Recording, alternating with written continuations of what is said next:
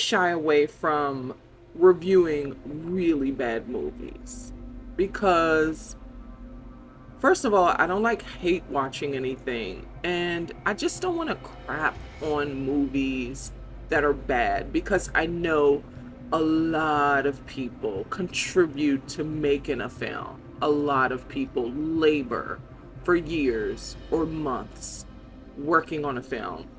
So when it's bad, like really bad, that I particularly don't like. If it's like bad, not just on a taste level, but on a technical level, on an artistic level, I just try to keep that to myself. I love movies and I know it takes a lot to make them and write them. But I want to take time to talk about this film that I believe is really, really bad. And I want to talk about it because of the state of where the entertainment industry is now with these strikes, the WGA strike and SAG after strike. I want to take time because this is the type of tomfoolery we're in for if the writers and the actors do not get their way with these studios. This is what it's going to look like. This will be the climate. First of all, money grabs. That's what this is. I saw Meg, the first film. I thought it was fun. It was camp. It was funny. It was definitely better than this. And it was a notch above Sharknado. I don't really like Sharknado, but I thought it was a notch above Sharknado, especially with an action star like Jason Statham. I was all in. This, though, is one of the worst types of, or worst reasons to do a sequel. The worst reason to do a sequel is a money grab. Now, you might say, they're all money grabs. They all want to sell. They want to get a lot of moviegoers to pay to see them. So, in essence, really, all sequels are money grabs. I get that. But there are money grabs that care about the moviegoer and the movie-going experience, right? They care that we're going to have the best time watching the film. That's not what this movie does. Now, this film had 3 professional writers, 2 of which wrote Rise of the Beast. That wasn't my favorite movie of the year. I liked it for what it was. They wrote that. The other writer wrote The Manchurian Candidate and wrote Paycheck. Professional writers, professional paid writers. But I get the sense that these writers, it took 3 writers, that these writers or someone in the pre-development process thought, let's see how far we can go with AI writing this script. Let's see how far we can go with it. Let's see if it works. Let's see how much money it will generate. And that's bad because it diminishes the fact, or ignores rather the fact, that moviegoers, it takes a lot for a moviegoer in this climate to go to the movies, to go see your movie in the theaters. It's not just like going to the just buying a ticket. It's way more than that. People, now this is PG-13, so they brought their kids. Some people brought their kids. I went to a 10:15 showing in Dolby. There were teenagers there and parents, that whole bit. And it was relatively packed, but you can feel the energy. People were mad this movie was so bad, but that's neither here nor there. It takes a lot for people to go to the movies. People are very diligent about which movies they're going to take time out and pay to see, like Barbie, Oppenheimer. people maybe have been waiting all year to see, this was a big event, to see those movies. And people, when they hear that there's going to be a sequel for a movie that they love, people plan. But it takes sometimes babysitters, gas in the car, time off work. Then you go there and you pay for, your concessions or whatever. It's not just the price of the ticket. It takes a lot. It takes a lot to see a movie. So I know that shareholders are a part of this equation now, but to eliminate the viewing experience in a movie, I think, is to the experience. It's to the detriment of movie going. It really is. For me, this wasn't even a streaming movie. This seemed like it would have been a fun game. Like if it was on, PlayStation or, a game, it might have been fun. Because there is this like robotronic suit in it. That might have been a fun concept for a game. As a movie, absolutely not. Let me get into it. So basically, these researchers have control of one of the megalodons from the first movie. They have control of it, and they are learning how to train it. And that they're learning how to train it, and but one just wreaks havoc. That was the concept they thought they had, but they lose control of the concept. It's spun into something totally different. But that was the general idea, that these researchers gain control of the megalodon, and if they can do that, then it will be safer for people in the water, in the ocean. Here's what I was getting to when I was talking about the writing with the AI. So AI piecemeals all of these concepts and ideas from all areas, all corners of the internet, and then make it this amalgamation, much of which don't make sense at face value. Once it's generated, it just doesn't make complete sense. It tries to, but it doesn't, because it's gathering all of these ideas into one concept, one idea, and it's just so undone.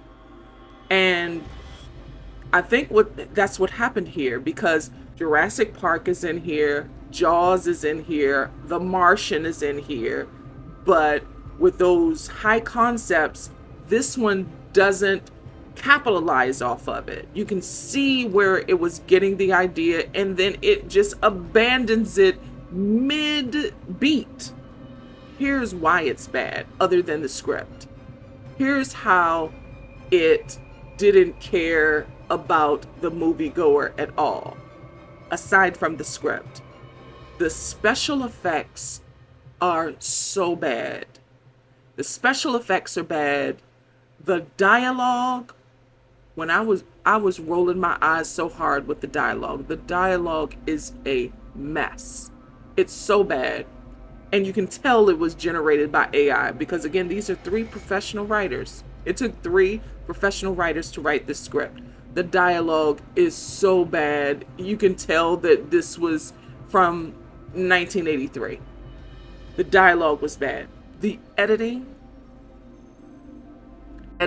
is so bad. It's so sloppy. They didn't care. It's so shaky. The transitions are bad. It's so sloppy. The editing is bad. The sound quality, the sound mixing, the sound editing, the sound design, the score, the soundtrack, all bad. There are sections of the dialogue you can't even hear because of the sound design, because of the sound edit of mixing. You can't even hear some of the dialogue.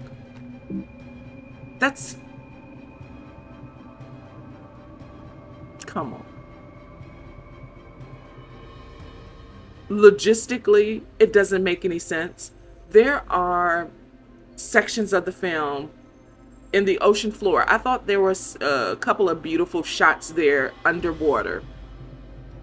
There's some scenes on the ocean floor. First of all, they're not freezing. They're not freezing. Nobody gets hypothermia. And, when they're on land, the hair and makeup is still intact. Didn't care. They just, it's like, here, eat this. It's a hot mess. Again, they had the robot, they abandoned that idea.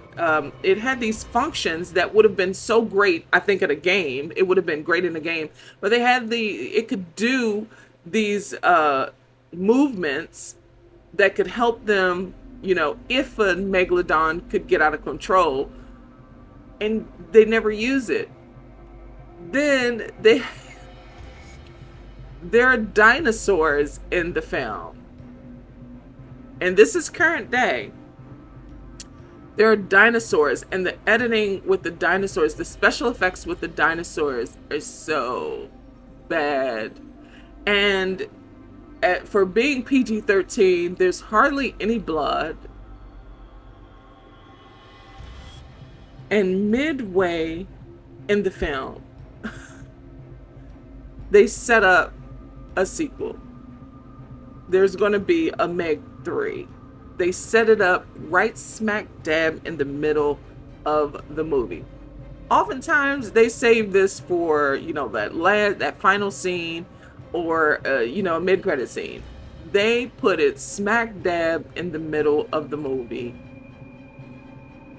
So concept-wise, this is a monster in the house, in the vein of Jaws. People, I would imagine, are going to see, the shark kills. That's the antagonistic force. So you have the antagonistic force, but that wasn't enough for these writers. Oh no, they also had to have a villain, and the villain is so cartoonish and mustache twirling that it was to the point of ridiculousness. But they even abandoned that concept. The stakes are so easy to get out of. It's so rushed and sloppy. And AI, you could never sell me on the idea that AI didn't write this film. The way that the child is written and the way that the black man is written. So Page Kennedy is in this film, and he plays the loud mouth. It's written so tropian.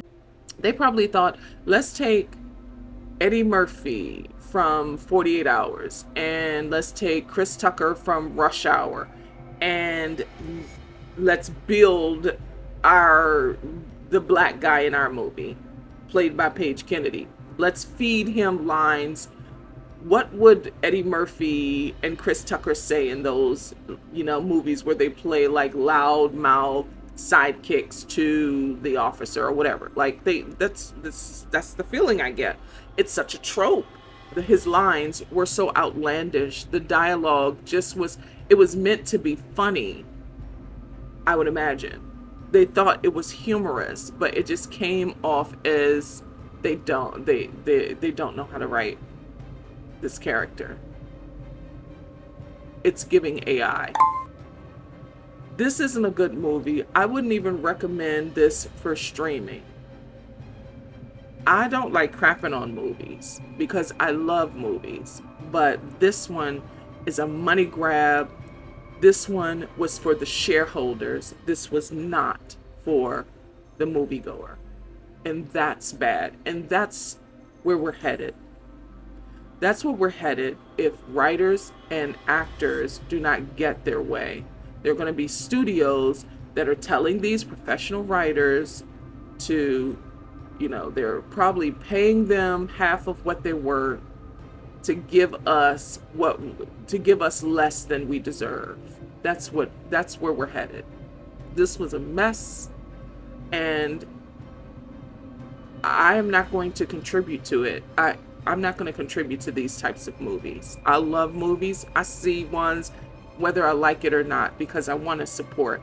I am not going to support AI written movies. I will not contribute to that. No. I want a good story Now, are there going to be some bad movies? Sure. Money grabs? I'm not going to contribute to them. I'm not going to do it. At any rate, Meg 2 The Trench is currently in theaters.